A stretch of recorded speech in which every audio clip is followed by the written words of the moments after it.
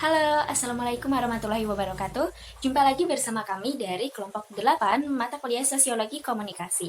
Seiring dengan berkembangnya pusat hiburan dan perbelanjaan yang mewah, kafe-kafe yang menjamur, tayangan-tayangan dari televisi dan YouTube yang kian dikonsumsi oleh masyarakat menimbulkan istilah Theodor W. Adorno, yakni commodity society yang tengah ramai di masyarakat. Pengaruhnya belakangan ini disebut sebagai kebudayaan populer.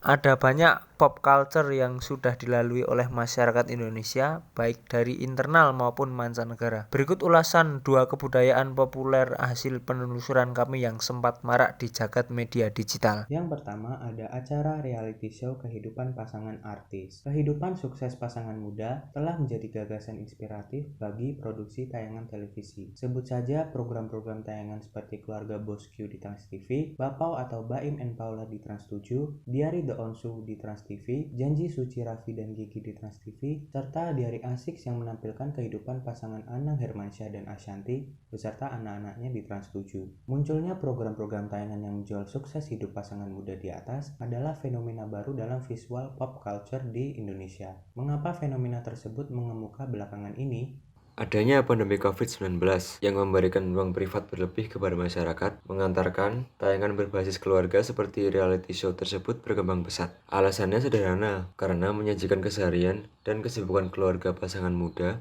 dianggap memenuhi ekspektasi pemirsa yang harus menggunakan banyak waktu di rumah di masa pandemi. Dampaknya, pemirsa pun bisa mendapat inspirasi dari isi tayangan yang mengumbar seputar kegiatan sehari-hari. Bersamaan dengan hal itu, analisis yang terjadi bertemu pada satu titik dengan kecenderungan psikososial publik belakangan yang sedang mengalami krisis keteladanan, terutama pada pemuda yang tidak memiliki masa lalu yang panjang. Figur-figur pasangan muda yang sukses dalam karir berkeluarga dan profesionalnya menjadi sumber keteladanan bagi kaum milenial. Baim dan Paula, Raffi dan Nagita, serta Ruben dan Sarwenda.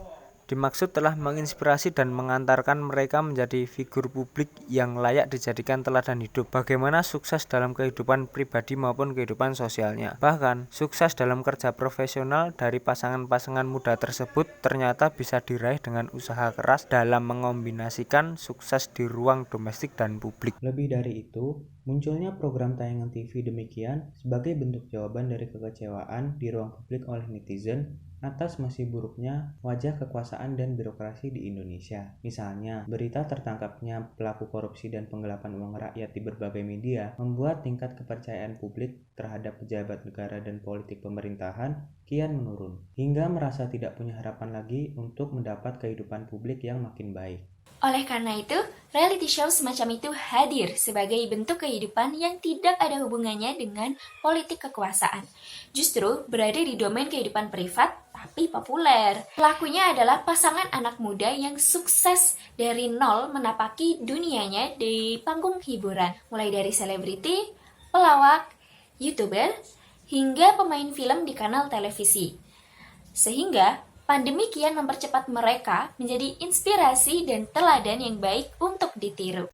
Sejumlah pengguna Instagram dan Twitter memberikan kejutan dengan mengelabui followersnya bahwa mereka telah memiliki konsol PS5 lebih awal menggunakan filter Instagram PS5 baru ini. Filter ini menghasilkan gambar PS5 palsu melalui augmented reality. Padahal konsol ini baru akan dijual pada 12 November mendatang. Sementara Indonesia diprediksi kebagian gelombang kedua pada 19 November. Namun, unggahan foto dan filter ini cukup menghebohkan jagat maya di awal November lalu. Filter ini mendadak viral dan menjadi budaya populer yang diikuti beragam netizen. Sony Malaysia awalnya mencatat filter ini di halaman Twitternya yang dibuat oleh pengguna Instagram @ar1everything dengan mengatakan berharap semua orang bersenang-senang dengan filter AR baru untuk kotak PS5 sebelum kemudian meminta semua orang untuk menggunakan filter ini secara etis dan bertanggung jawab. PS5 pun ada di posisi atas trending topik Twitter beberapa waktu lalu. Sudah ada 8.000 tweet dan jumlahnya terus bertambah. Bukan tanpa tujuan, berbagai orang telah bereaksi dengan kebingungan atau menganggapnya sebagai langkah pemasaran yang jenius untuk Sony. Analisis yang terjadi dalam fenomena ini dapat dilihat dalam industri budaya. Dengan memproduksi metode pemasaran seperti ini akan diikuti oleh masyarakat dan viral di media massa. Begitulah kekuatan budaya populer semakin kuat dengan besarnya pengaruh pada netizen pula.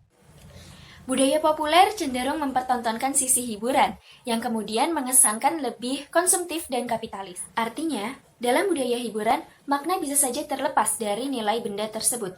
Nilai menjadi begitu tidak penting ketika berhadapan dengan makna benda tersebut. Itulah mengapa para sejarawan begitu sulit menentukan kesalahan. Sama susahnya dengan menentukan kebenaran dalam budaya. Kemerdekaan pribadi menjadi ukuran utama dalam era saat ini. Takkan tetapi, hal ini menjadi semakin tidak jelas acuannya.